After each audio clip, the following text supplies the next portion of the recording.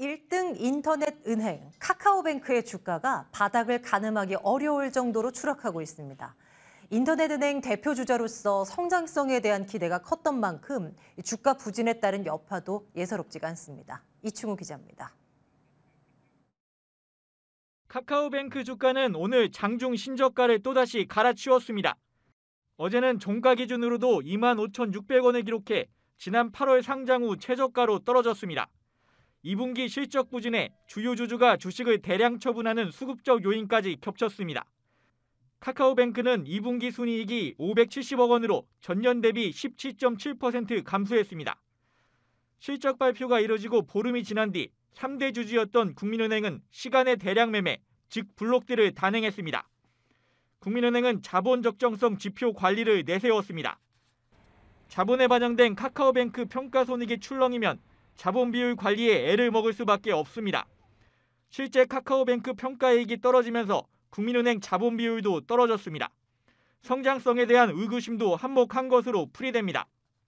주가가 더 떨어지기 전에 일부 지분을 처분해 얻은 차익으로 자본 비율 하락을 방어한 것으로 풀이됩니다. 국민은행은 카카오뱅크 지분 8% 중 3%나 처분했습니다. 은행주라는 특성상 금리가 인상되면서 수익성 개선 가능성은 높거든요. 시장에서는 대주주들이 왜 이렇게 주식을 내다 파느냐 그런 의구심도 있고. 중장기 성장성과 별개로 당장 시장 기대치를 충족하지 못한 데 따른 파장은 상당합니다.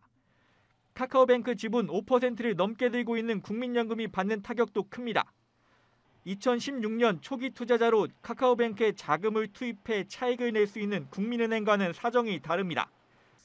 국민연금은 카카오뱅크 상장 후 주식을 꾸준히 매입해 늘려왔습니다.